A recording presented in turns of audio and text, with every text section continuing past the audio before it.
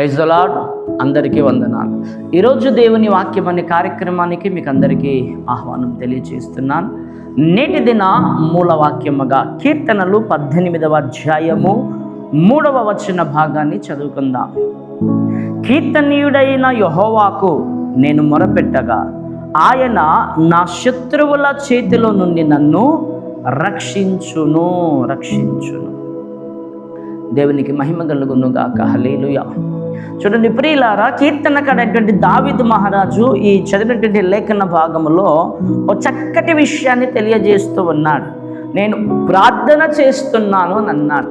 Okay, దాని తర్వాత చాలా ప్రాముఖ్యమైన విషయం తెలియజేస్తున్నాడు. ఆయన అన్న మాట ఏమిటంటే, నా శత్రువుల చేతిలో నుండి నన్ను రక్షించునన్నాడు. ఆయన ఏంటిదట?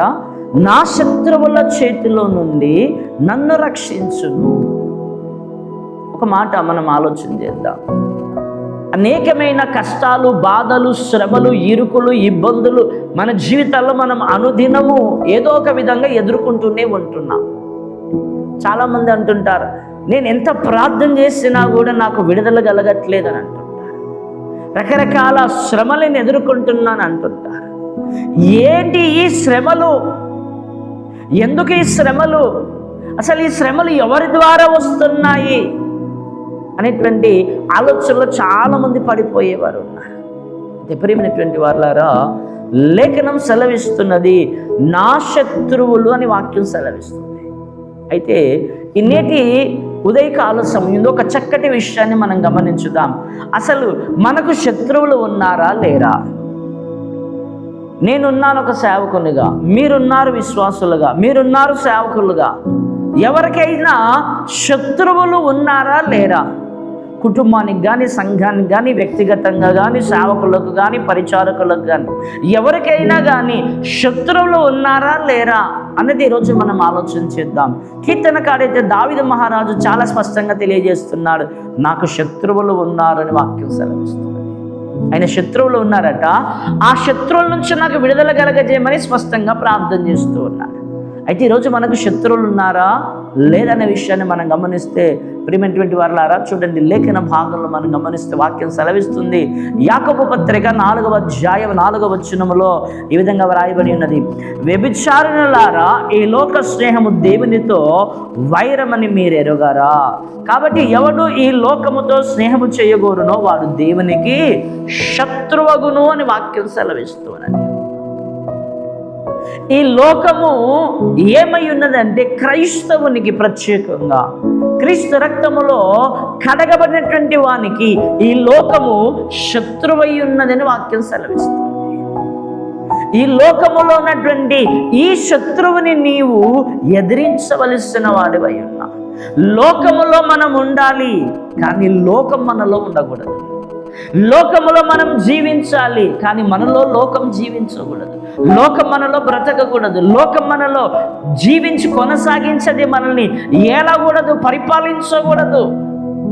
కనుక ప్రియమైనటువంటి వారులారా, లోకములో మనం ఉన్నాము, లోకములో మనం జీవిస్తూ ఉన్నాము, లోకములో మనం బ్రతుకుతూ ఉన్నాము. కానీ ఈ లోకములో ఉన్నటువంటి మన జీవితంలోనికి, మన బ్రతుకులోనికి, మన నడవడికలోనికి, మన తలంపుల్లోనికి అది రాకూడదని వాక్యం సెలవిస్తుంది. అది వస్తే దేవునికి శత్రువు అవుతాడు, అది రాకపోతే నీకు అది శత్రువు అవుతుంది. ఇది చాలా ప్రాముఖ్యమైనటువంటి విషయం. ఎందుకంటే లోకముతో ఎవడు స్నేహం చేస్తాడో వాడు దేవునికి శత్రువు. లోకముతో ఎవడు స్నేహము చేయడో, లోకముతో ఎవడు కలిసిపోడో వాడు సాతానుకు శత్రువు. ఆ శత్రువైనటువంటి అపవాది ఎవరిని మృంగుతున్నా, ఎవరిని పతనము చేస్తున్నా అని వాడు తిరుగుతూ ఉన్నాడు. గనుక వారిని నువ్వు జయించాలా, వారిని నువ్వు ఎదిరించాలా, వారిని నీ కాళ్ళ కింద దొక్కివేయాలా, అప్పుడు నీకు విజయం దొరుకుతుంది. చూడండి లేఖనంలో ఎంత చక్కగా తెలియజేస్తున్నాడు, ఆయన నా శత్రువుల చేతిలో నుండి నన్ను రక్షించును. నీకు తెలియకపోతే గ్రహించు, నీకు తెలియకపోతే ఆలోచన చేయి. ఎందుకంటే వాని చేతుల్లో నువ్వు ఉండకూడదు, వాని చేతుల నుంచి నువ్వు విడిపించబడాలని వాక్యం సెలవిస్తూ ఉన్నది. చూడండి, 1 పేతురు రాసినటువంటి పత్రిక 5వ అధ్యాయము 8వ వచన భాగాన్ని చదువుకుందాం. నిర్భరమైన బుద్ధి గల వారే మెలకువగా ఉండి, మీ విరోధి అయిన అపవాది గర్జించు సింహోలే ఎవరిని మృంగుదని వాడు వెతుకుచూ తిరుగుచూ ఉన్నాడు. ఎవడట వాడు? మీ విరోధి అయిన అపవాది. విరోధి అనగా శత్రువు. మనమంటే ఓర్వలేని వాడు. మనం మంచిగా ఉంటే వాడు ఓర్వలేడు, నీతిగా ఉంటే భక్తిగా ఉంటే ఓర్వలేడు. గనక వాడు శత్రువు అయి ఉన్నాడు, వాడు లోకమై ఉన్నాడు. గనక వాడిని మన లోనికి రానియకూడదు, మనం వాడిని దూరం పెట్టాలని వాక్యం సెలవిస్తుంది. ఈ లోకమే నీకు శత్రువు అని వాక్యం సెలవిస్తుంది. చూడండి, అపోస్తలుడైనటువంటి పౌలు సెలవిస్తున్నటువంటి మాట ఏమిటంటే, గలతీయులకు రాసినటువంటి పత్రిక 5వ అధ్యాయము 17వ వచన భాగాన్ని చదువుకుందాం. శరీరము ఆత్మకును, ఆత్మ శరీరముకును విరోధముగా అపేక్షించును. ఇవి ఒకదానికి ఒకటి వ్యతిరేకముగా ఉన్నవి గనక మీరేమి నిశ్చయింతురో వాటిని చేయకయుందురు. ఆత్మ శరీరముకును, శరీరము ఆత్మకును ఒకదానికి ఒకటి విరోధముగా ఉన్నాయని వాక్యం సెలవిస్తుంది. ఎవరి ఆత్మ, ఎవరి శరీరము? ప్రియులారా, వేరే వాళ్ళ ఆత్మ, వేరే వాళ్ళ శరీరాలు కాదు.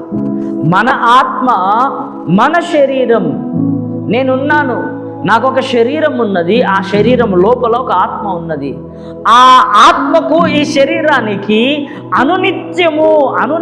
అనుక్షణము యుద్ధము జరుగుతూ ఉంది. ఏమిటి ఆ యుద్ధం అని అంటే, నువ్వు ఎంత మంచిగా ఉండాలనుకున్నా, ఎంత నీతిగా ఉండాలనుకున్నా, ఎంత భక్తిగా ఉండాలనుకున్నా దానికి నీ ఆత్మ స్పందిస్తుంది, కానీ శరీరం సహకరించదు. నువ్వు ఏమి చెయ్యాలని నిశ్చయించుకుందువో దానిని చెయ్యకుందు అని వాక్యం సెలవిస్తుంది. అందుకే యేసుక్రీస్తు వారు అంటారు కదా, ఆత్మ సిద్ధమే కానీ శరీరము బలహీనము అని అంటాడు. బలహీనం. నువ్వు ప్రార్థన చేయాలనుకుంటావు, అప్పటి వరకు నిద్ర అప్పుడే వస్తుంది. వాక్యం చదవాలనుకుంటావు, వాక్యం కళ్ళు తెరిసే ఉంటాయి, ఆ వాక్యం చూస్తూనే ఉంటావు. ఏం చదువుతావో నీకు అర్థం కాదు. ఆ చదువుకుంటూనే నిద్రపోతావు. నీ శరీరం సహకరించదు, ప్రార్థనకు సహకరించదు, ఆరాధనకు సహకరించదు, భక్తిగా ఉండడానికి అసలు సహకరించదు. ఈ ఒకదానికి ఒకటి విరోధముగా ఏం చేస్తుందట? యుద్ధం చేస్తుందట. మనం ఏం చేస్తామంటే, ఇంటి పక్కలతోనే నాకు శత్రువులు అనుకుంటాం, ఇంటి వెనక వాళ్ళు శత్రువులు అనుకుంటాం, ఇంట్లోనే నాకు శత్రువులు ఉన్నారనుకుంటాం. అన్నదమ్ములే శత్రువులు, బంధువులే శత్రువులు, అత్తకోడళ్ళే శత్రువులు, ఇలా మనము రకరకాలుగా అనుకుంటూ ఉంటాం. అసలైన శత్రువులు నీకు దూరము, దేవునికి దూరం చేసే ఉన్నాయి. అసలైన శత్రువులు నరకానికి తీసుకుపోయే వాళ్ళు ఉన్నారు ఇక్కడ. దేవుని కృపను పొందకుండగా దేవుని కృప నిరర్ధకము చేసే శత్రువులు ఇక్కడ పోరాటము చేస్తూ ఉన్నారు. చూడండి ప్రియుల, రోమీలకు రాసినటువంటి పత్రిక 8వ అధ్యాయం 7వ వచన భాగాన్ని చదువుకుందాం. ఏలయనగా శరీరానుసారైన మనస్సు దేవునికి విరోధమై ఉన్నది.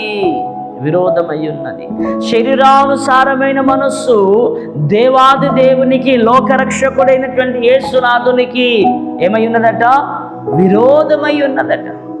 ఈ శరీరానుసారమైన మనసు, ఈ శరీరానుసారమైన జీవితము లోకమును అనుభవించాలని చూస్తుంది, కానీ దేవునిలో, దేవుని సన్నిధిలో, దేవుని యొక్క మహిమలో ఆనందించాలని మాత్రం ఇష్టపడదు. ఆరాధించాలని ఇష్టపడదు, గడపాలని ఇష్టపడదు. నీ శరీరము బయటికి వెళ్ళాలంటది, నీ శరీరము అంత చూసి రావాలంటది, నీ శరీరము లోకములో ఎన్నో కోరుకుంటుంది. అలాగే నీ ఆత్మ కూడా కోరుకుంటుంది. నీ శరీరము కోరుకున్న వాటన్నిటికి నువ్వు పెడతావు, కానీ ఆత్మ కోరుకున్న వాటికి నువ్వు పెడతావా? పెట్టలేవు. కనుక ఆత్మ బలహీనమైపోతుంది. ప్రార్థన చేయలేని స్థితిలో, ఆరాధనకు వెళ్ళలేని స్థితిలో, గృహకూడికకి వెళ్ళలేని స్థితిలో, సంఘ ఆరాధనలో పాలు పంపలు పొందని స్థితిలో, కనీసం ఆదివారము కూడా ఒక 2 గంటల ఆరాధన ఉంటే, 3 గంటల ఆరాధన ఉంటే, కనీసం వారానికి ఒక్కరోజు కదా నేను పోయేది, మొదట్లోనే ఉంటా, చివరి వరకు ఉంటా, ఆ ఒక్కరోజైనా దైవ సన్నిధిలో గడుపుతానే ఆలోచన లేకుండా పోయింది. అంత బలహీనము చేసేసాను నేను. అంత ఆత్మ నీది బలహీనమైపోయింది. ఆత్మ నీలో వేదన పడుతూ ఉన్నది, రోదన చెందుతూ ఉన్నది.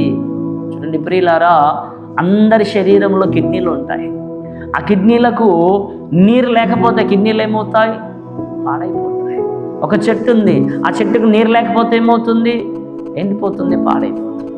నీ ఆత్మకు కూడా ప్రార్థన, నీ ఆత్మకు వాక్యం, నీ ఆత్మకు ఆ పరిశుద్ధాత్మ నడిపింపు, అభిషేకం లేకపోతే అది కూడా నశించిపోతుంది, అది కూడా కుప్పగూలిపోతుందని వాక్యం సెలవిస్తుంది. చూడండి ప్రియులారా, మొదటి కొరింథీయులకు రాసినటువంటి పత్రిక